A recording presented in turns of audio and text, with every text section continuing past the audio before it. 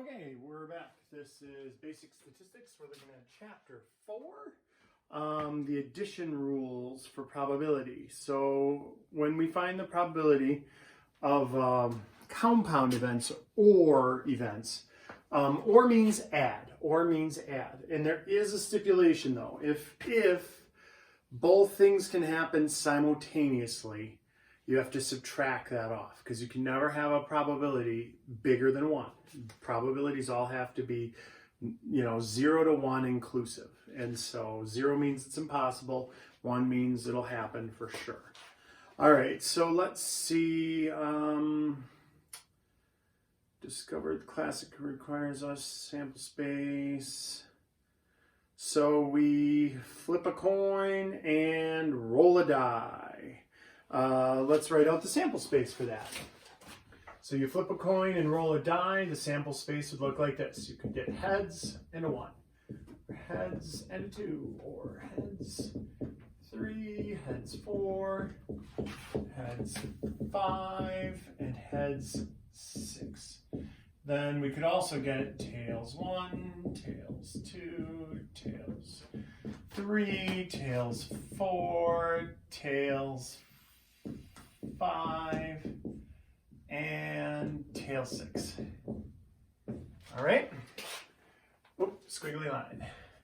So there's our sample space. A list of all possible outcomes when you flip a coin and roll a single die.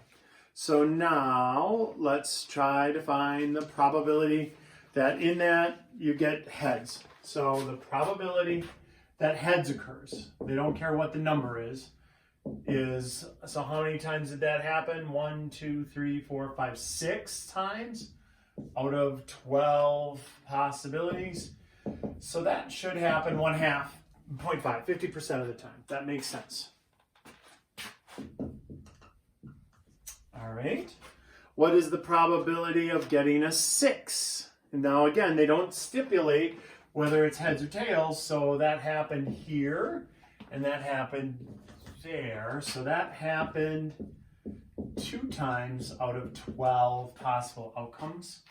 So that's 1/6. And then if we make that into a decimal, that would be about 17%. That little line means it's 6 going on forever. It's 0.166666666 forever. So that would be about 17%. 50% exactly, about 17% because we're rounding because it's an infinite decimal. Find the probability of getting a head or rolling a 6. So now see, this is what happens. Look, we can have the probability of heads or 6. But now look at what happens. We don't just take those and add them together and say, oh, it's 8/12, because it can happen simultaneously. That is the probability of heads plus the probability of 6, but then minus the probability of heads and 6. Both heads and 6. And so look, that does happen there. So if I say the probability of heads, we say, okay, that's 6 out of 12. If I say the probability of 6, it is 2 out of 12, but, we already counted this one. This one was in the heads count. And so really, it's just, we just had to add that one on there, but instead we put that and then we subtract off their overlap. When did they both happen? Well, that's heads and that's 6. So that happens 1 out of 12. And so basically what you're doing is you're adding them up, but then subtracting off the overlap because we counted this one in this count and we counted it in that count. And so we got to take it back off of there. So that is 7 out of 12. All right, why don't the probabilities just add up? Because one was already counted, right? So in the notes it asks, why don't they add up? We counted this one in this one, and we counted it in this one, so we had to subtract it off. So that's why they don't just add up to 8/12. All right, let's talk about mutually exclusive. So mutually exclusive are different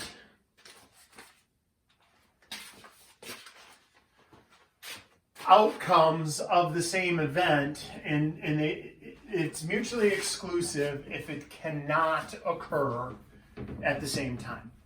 So there is no overlap. They have no common ground, basically. So look, A, I forgot to buy a lottery ticket and I won the lottery today. That is mutually exclusive. That's kind of impossible, right? But it is mutually exclusive because that cannot happen at the same time. Both of those things can't happen at the same time.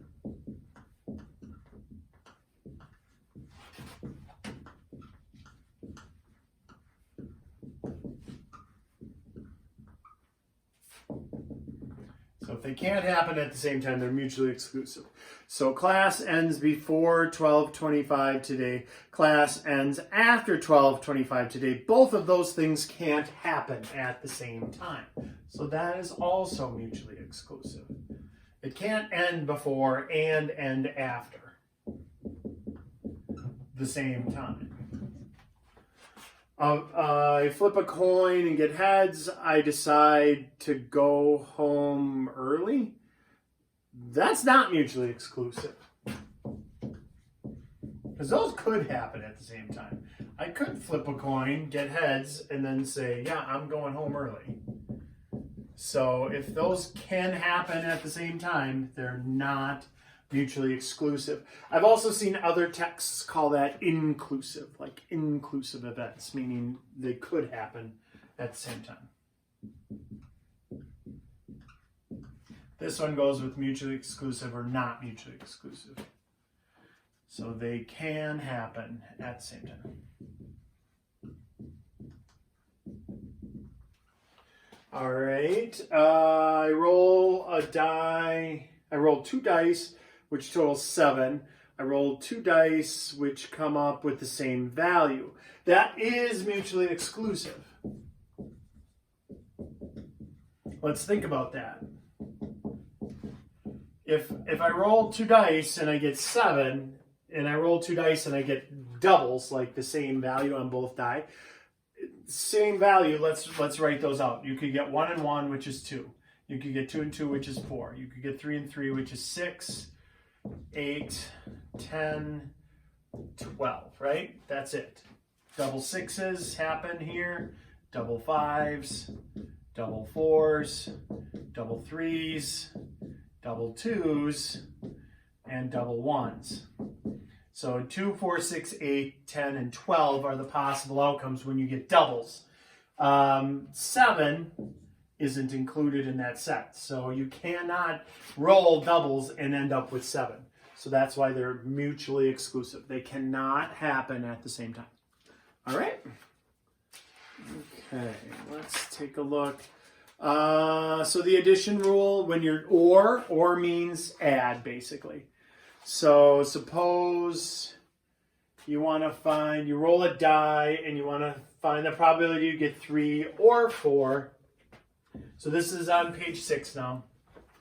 So the probability of a 3 or a 4 when you roll a standard die, that would be the probability of a 3 plus the probability of a 4. These are mutually exclusive events. If you get a 3, it's not a 4. If you get a 4, it's not a 3. So you don't have to worry about subtracting overlap. When they're not mutually exclusive, if they could happen at the same time, then you have to subtract off the overlap. So here, this would just be 1/6 plus 1/6. That's 2/6 or 1/3. All right. Again, we could make that into 0.33333 going on forever and then round it to 33%.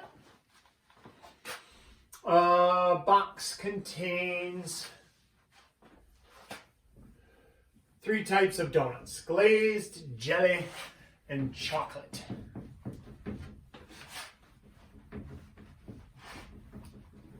Oh, donuts. So let's see. What's the probability you get a glazed or a chocolate? So probability of glazed or chocolate, there's no overlap. If there was overlap, there would be more than the 12 donuts. So you got a dozen donuts and they have them accounted for: 3 glazed, 4 jelly, 5 chocolate. So they don't have any that adds up to 12. So we've got the whole sample space there. So there aren't any glazed chocolate ones. All right. So the probability of glazed plus the probability of chocolate. And so now we just do each individual one. 3/12 plus 5/12. Now, a lot of times when you're writing these problems out, you might want to put like a little whoop, M period, E period, mutually exclusive, so that you know you don't have to subtract off any overlap. So there is no overlap here. That's 8/12, and then that reduces down, right? We could divide by 4, top and bottom, and get 2/3. All right. Again, if you wanted to make that into 0.666666 and make it 67%, that would be fine. A single card is drawn from a deck. Find the probability it is a king or it is a queen.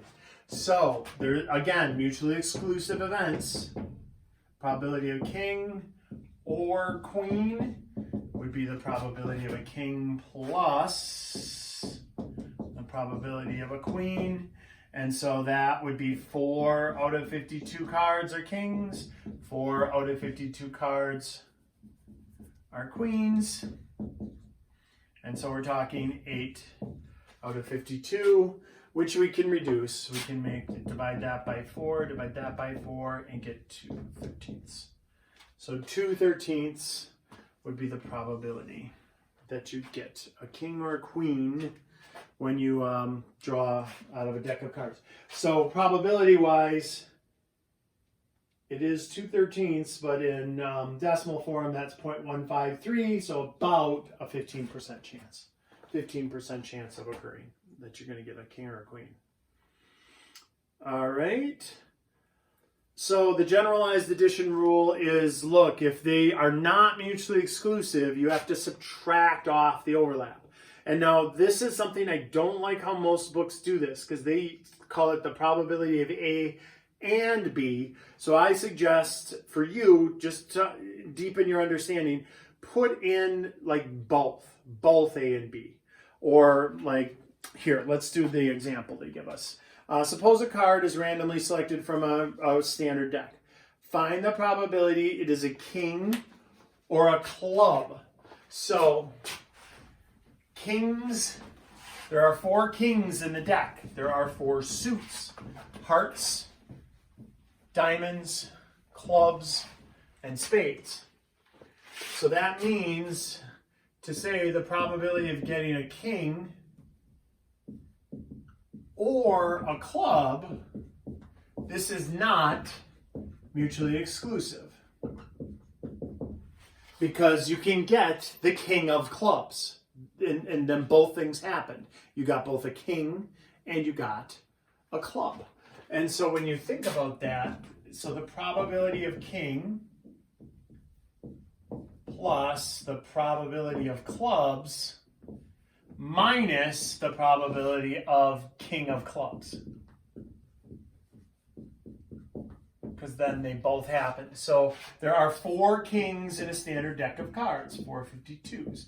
There are 13 of each suit.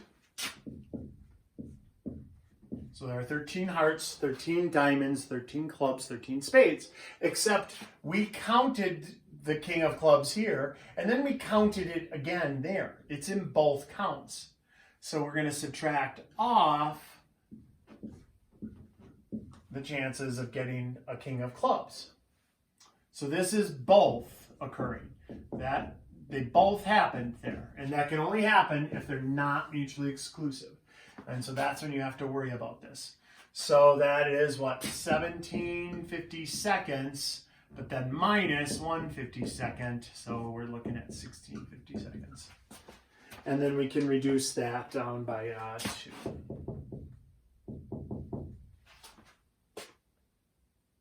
Right.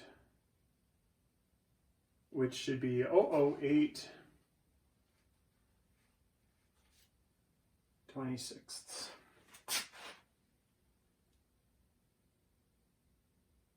Oh, and then I could go again. Oh, I could have went by 4. Good duh. I could have just divided by 4, sorry. So 4/13. All right. So I gotta fix that on my notes equals 4/13. All right. Okay, so let's do page 7.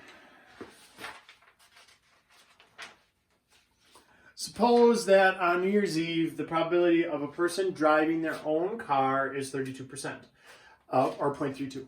The probability of a person going to a party is 0.41, or 41%. And the probability of a person driving themselves to the party is 20%. What is the probability that a person was driving or going to a party on New Year's Eve? So this would be not mutually exclusive. So the probability that you are driving or going is equal to the probability of driving plus the probability of going minus the probability of both going and driving.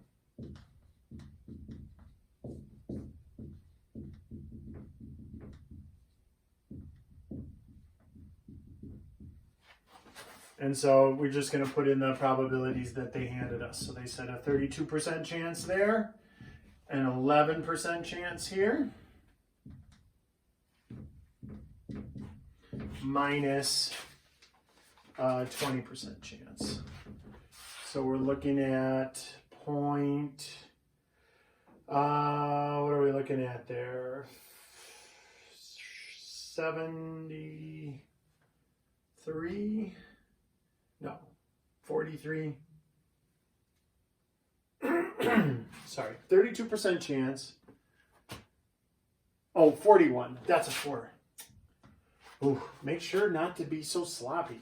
My notes are so sloppy sometimes. All right, so that's a 4. So that 73% chance, and then minus the 20% chance. And so we're looking at a 53% chance. So 0.53. All right. The next video we'll do is for 4.3.